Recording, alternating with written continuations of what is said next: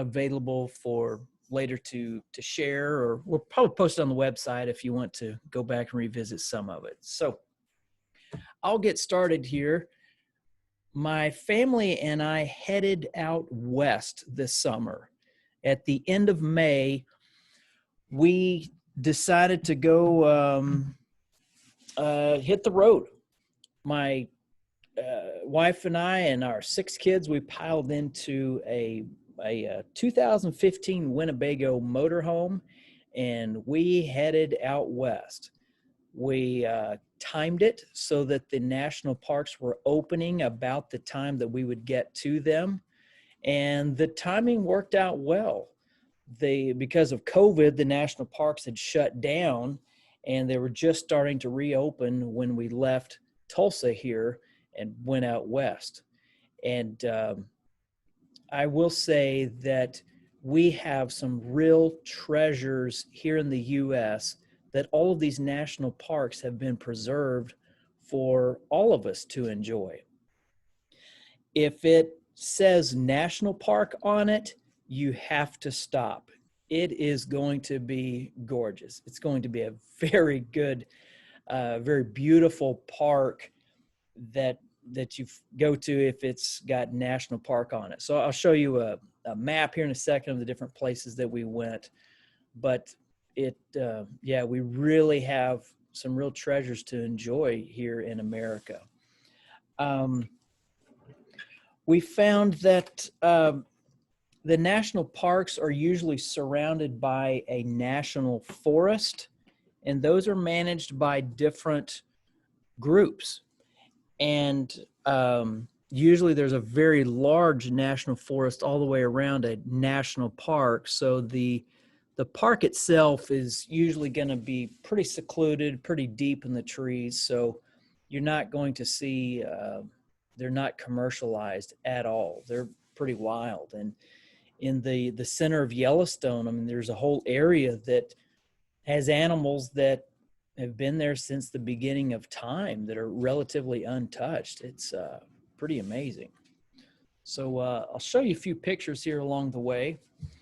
To get into the national parks, you don't have to, but it'd be best to get a national park pass.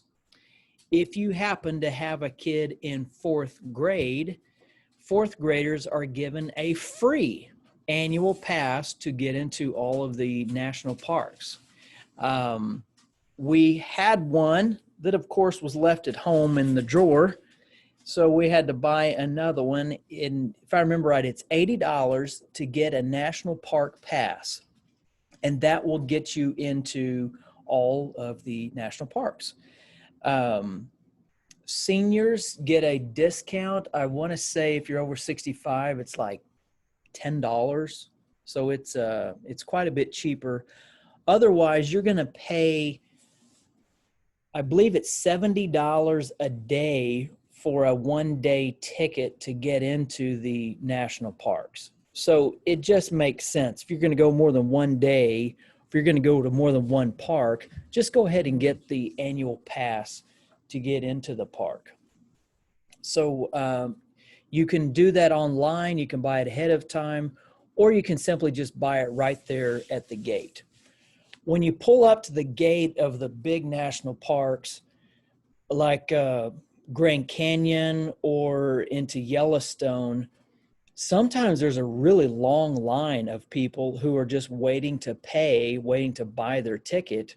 Well, it's nice with the pass. You can just go, if there's an open lane, you can just go, right up to the front, show them your card. They just wave at you. You can grab a map if you like, and you can head right on into the park. So recommend you get an annual pass to the parks. So here's us at Mount Rushmore. They're doing some renovations off to the left side of your screen, the main entrance to Mount Rushmore. They're doing a lot of renovations there to make it more open when you get into the park. But it's just gorgeous, that whole area there. This is in the Black Hills of South Dakota, so it'll be in the central western part of South Dakota. We didn't make any reservations on our trip at all. And in a way, we were glad that we didn't, because there's always things that you see along the way that you think, you know, I'd like to stop and see that. For example, close to Mount Rushmore, just a little bit south and east, there's a big sign for a mammoth graveyard. And of course, my kids are all big into dinosaurs and stuff like that. So we stopped along the way, and sure enough, there's like this big hole in the ground where the mammoths would hop in and die. And someone built a building over this open dig site, and you can walk on little paths over, and you look down and see these huge giant bones down in the ground as they're still excavating them. So it's I'd leave plenty of room in your schedule. If you want to take a big trip out west, leave plenty of time, because there's always a stream, there's a store, there's another park, there's a waterfall, something that you probably are tired of riding in the car, you'd like to stop and get out. Down at the bottom of the hill in front of Mount Rushmore, there's a real cute little tourist town at the bottom of the hill if you want to stay closer, if you want to buy, you know, t-shirts and souvenirs or ride go-karts or whatever it may be. So leave plenty of time in your schedule. But highly recommend. Mount Rushmore is one of our favorite places. It did cost us $10 to park there, so have a little cash on hand. Here's a picture of Yellowstone. So Yellowstone's located in the northwest corner of Wyoming, and it's a very large park here, and there's 5 different entrances to get into, 6 different entrances to get into Yellowstone. The Old Faithful is local. You can see it here on the chart here. It's down here in the lower left-hand corner of the park. It's great to see, but there's so many things in Yellowstone. You want to plan to spend a couple of days in Yellowstone to really see all of it. You can see from the map here, Yellowstone is, I should know this, but it's probably a couple hundred miles across. It's giant. So to see all of that just driving, you'll need a couple of days. If you want to take off and go hiking on some of the different trails around there, then you need to plan on spending more time in Yellowstone. Unfortunately, because of COVID right now, you cannot spend the night in the park.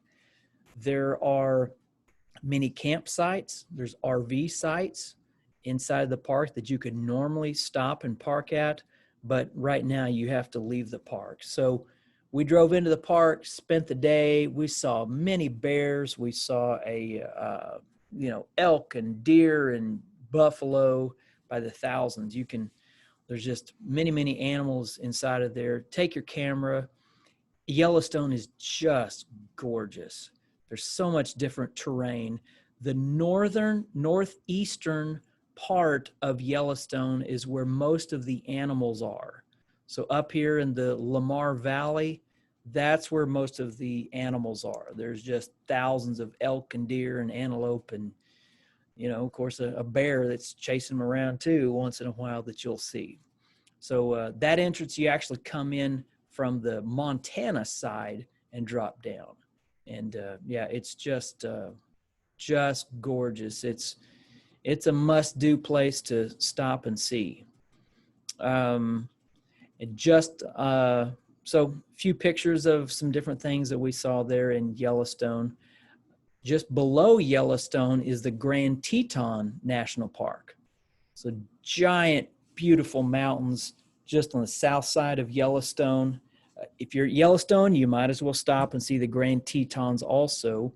Jackson, Wyoming is right there in the center, so you can stay in Jackson Hole in that valley to stay closer by. But yeah, you might as well go ahead and see both places while you're there. We traveled west over into Oregon.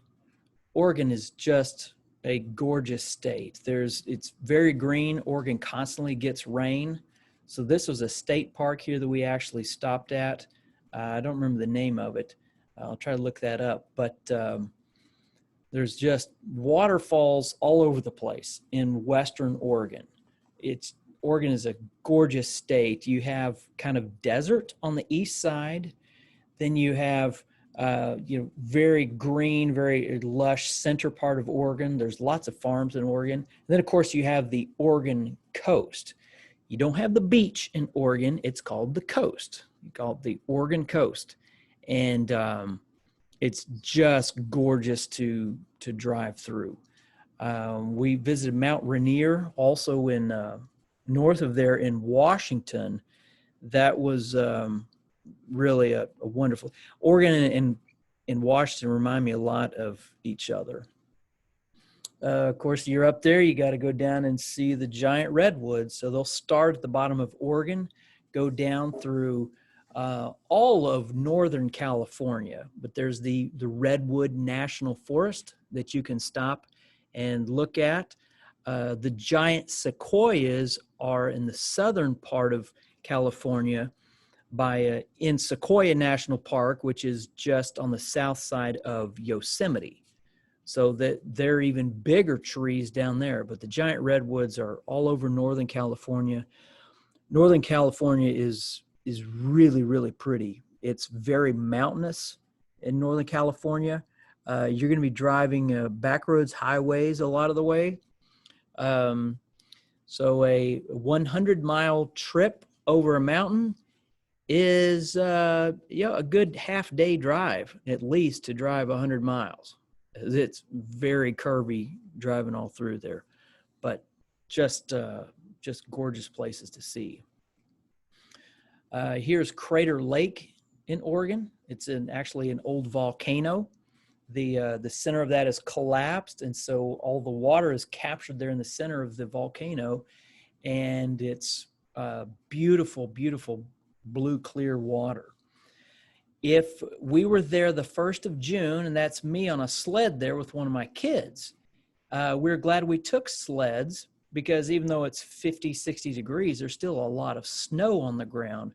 Crater Lake, the northern part of Yellowstone, you're not going to get in there before 1st of June anyway because of all the snow that they have.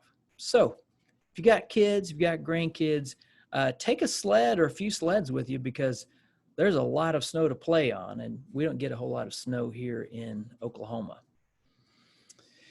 Here we've got a few pictures of Hoover Dam on the right here. We've got Grand Canyon we stopped at. We've got Arches National Park, just one of our favorites. Arches is gorgeous, so Arches would be in central eastern Utah.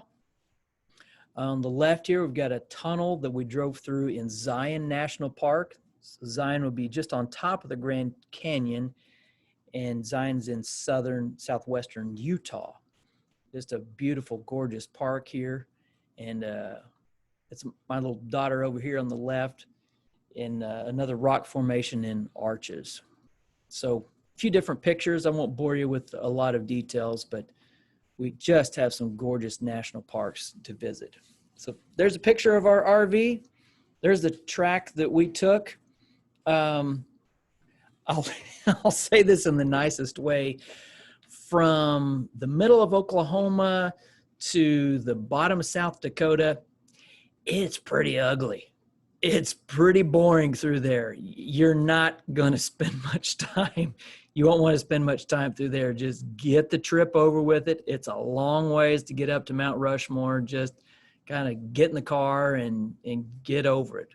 From South Dakota over into the top of Wyoming, across Montana, pretty ugly, pretty boring. You're just going to see scrub trees, pump jacks, and a few open mines up there.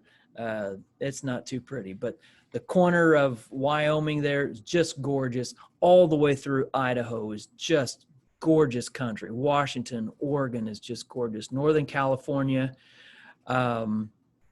We cut across down here to Las Vegas. We went to Hoover Dam, then to Grand Canyon. The bottom of Utah is just full of canyons. And of course, Colorado is just full of gorgeous mountains. We drove through the highway there the middle of June, and it was 36 degrees coming through there. So it's pretty chilly.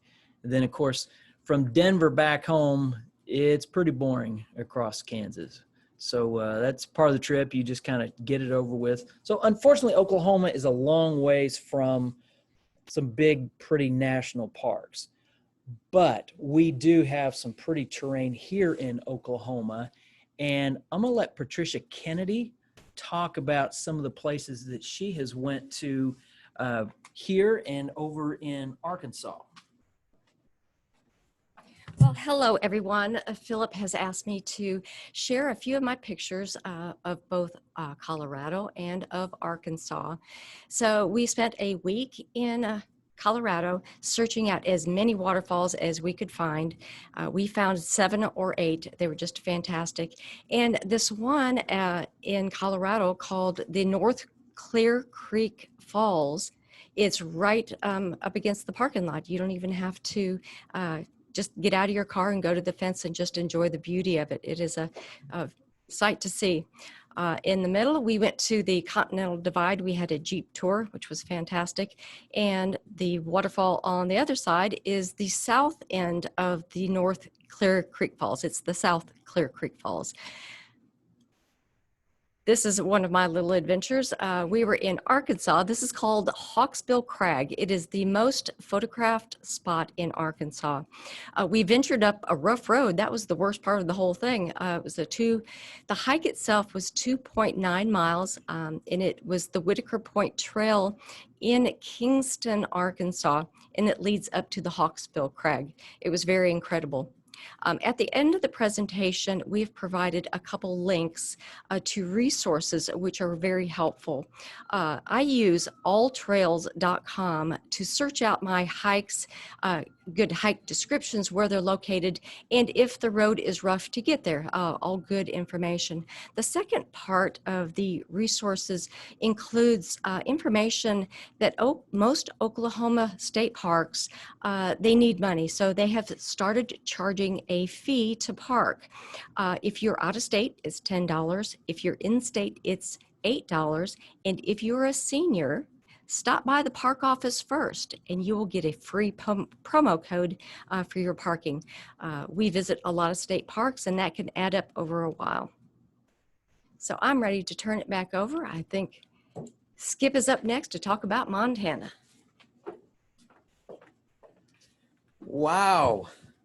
I'm ready to leave again after seeing all these pretty pictures. My goodness. Well, I don't know exactly where to start because we have such an incredible country that we live in. There are so many beautiful, beautiful places. So I'm just going to mention a couple things that you might have an interest in.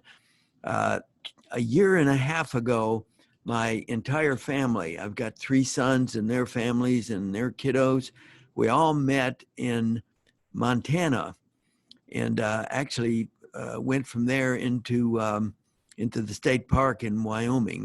That would be Yellowstone that Philip got through talking about. We spent time in Yellowstone, spent time in Montana, and more time in southern, or I guess it was central Wyoming, around Jackson Hole. We flew in, so if you're wondering about flying or driving, we actually flew in and rented a car.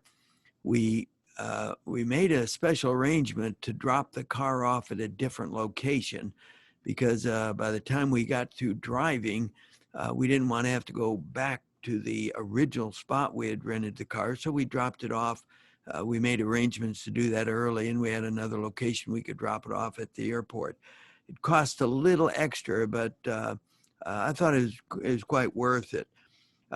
This past summer, I spent 5 weeks actually in Montana, Idaho, Wyoming, and Colorado, and I was involved with my my passion when I'm away from work. Actually, when I'm at work, all of you out there, my clients and my friends are my passion. But when I'm in a mountain stream, fly fishing for trout is definitely my passion. How do we put the next picture up there, Philip? Okay, well, here you can see a couple of times that I was fortunate and caught some fish. This was in Montana. This is actually in upper Montana. Here we were fishing on the Flathead River that flows into the Flathead Reservoir. It's almost to the Canadian border. Now this year, rather than fly, this year I drove, and I'll tell you, it is a long drive. A friend of mine, a fellow named Fred Kirk, who is a fly fisherman also, we both drove our cars. We both have kayaks that we took with us, and we took 3 days to get there. Now, you might want to do it a little differently. We drove about 8 hours a day, stayed at some nice places along the way, and the scenery after we got into Colorado was really pretty nice. After the second day, we found we planned the trip so that we could spend a day fishing, and then the third day we drove up to the almost to the Canadian border. So it was a long drive. In fact, that trip I put over 6,000 miles on my car. So I would suggest giving me a call. There's just too many things to talk about and do, and too many places that you might stay or you might want to see. So I'll be glad to spend some time and give you my suggestions on where you might go and things you might do. If you do want to do any fishing while you're up there, there are a lot of shops, outfitter shops that will loan you or you actually rent fly fishing equipment or perhaps spinning equipment. They have the flies and everything, and they have some great guides that will take you to the rivers where the fish are going to be. That, to me, that's a real important thing. No sense fishing if you can't find where the fish are. Well, Philip, that's all that I have. Anything else you want to cover before we say goodnight to everybody? Great. Thank you, Skip. One final slide here. As Patricia was talking about, here's a couple of things that you really need. This top one here, there's an app you can get for free on your phone called RV Parky, and it is fantastic if you've got a camper and you're traveling. Like I said earlier, if you want to stop at different places you see along the way, sometimes you don't know, or a lot of times you don't know how far you're going to get down the road. You don't know how far that, things that you want to stop and see along the way. So this RV Parky app is really good to find places to park your RV, and it contains a ton of information. And you can click on the place that you want to be, or you just click to search near me right now, and it finds everywhere. It'll find the state parks for free. It'll find the Walmart parking lots for free. It'll find the truck stops.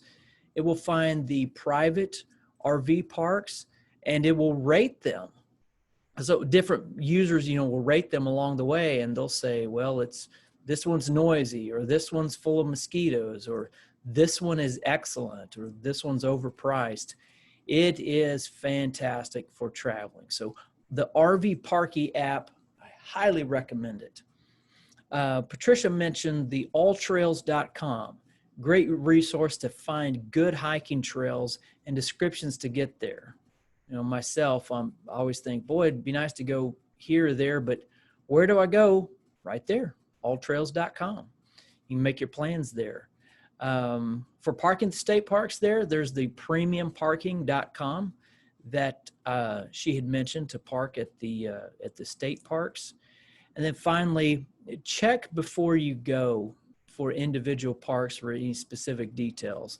There has been a tremendous change this year as suddenly people are very interested to travel outdoors, not vacation at Disney World or whatnot because of COVID. So suddenly the individual state parks are often full.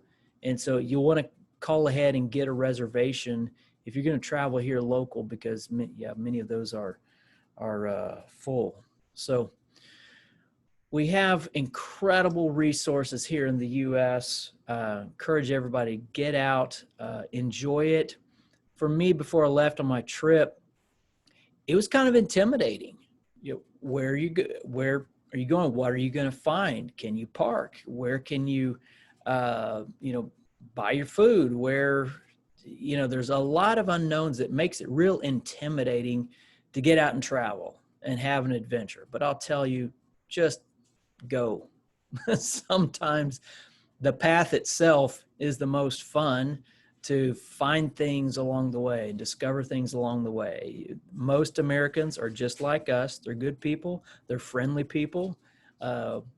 If nothing else, there's a Walmart completely across the nation. Any town you want to go to, they'll sell you whatever food that you're after. There's plenty of great gas stations all across the country that'll get you fuel along your travel. And most pumps stay open. The pump itself will still work after the gas station is closed. If you happen to get stuck somewhere, which I almost did once, I was on the backside of Yosemite in the middle of the Nevada desert, and I was happy to pay $4 a gallon for gas just so that I didn't run out. So just go, and we'd be more than happy to visit with everyone to tell you more about our travels. If you want to talk more about what you would like to do, I'm going to unmute the lines here for everyone. If I can click the right button here, and I've got everyone unmuted. I think I've got most everyone unmuted. If not, you could just unmute your lines there if you got a question. So I think I got everyone unmuted. Anyone have any questions? Any thoughts?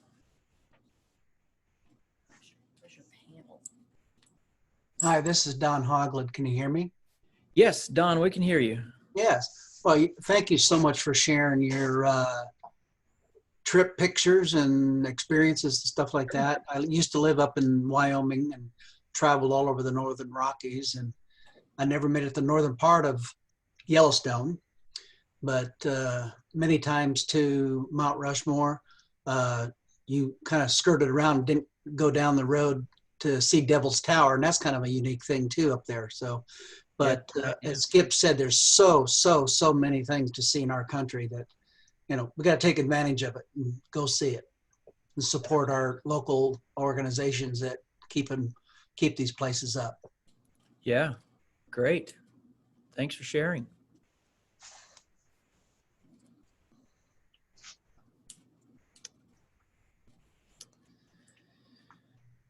Anything else you guys had? No, it's really been kind of a neat little project that Amber, Philip's wife, put together, and I think it's a great idea.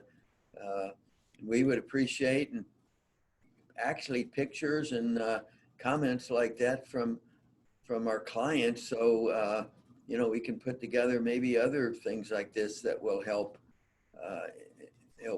ways to keep people busy and have fun during the summer and the winter and the spring and the fall all over. Yeah. You have to go south for the winter. Yeah, maybe we'll have another talk on some southern national parks to go visit. Yeah. And if you have any additional questions, you can always email us as well. One thing you talk about going south, this weekend, my wife and myself and one of my sons and his family went down to Broken Bow in southeast Oklahoma. And that's like having a piece of Colorado dropped in the lower portion of Oklahoma. It's a gorgeous, gorgeous area. We did hiking, and we actually went about 30 miles east to Hugo, Oklahoma, and they have a elephant. I don't know if you'd call it a sanctuary, but really a fascinating elephant area.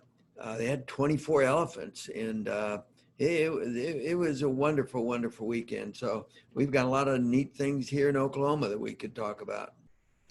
That's a good point, Skip. Just right here close, my family likes to go up and visit Skytook Lake. It just, a short little drive over there. It's just gorgeous lake. It's a core lake, so there's no docks on the water. It's just all the lake there. You can rent boats there at the marina.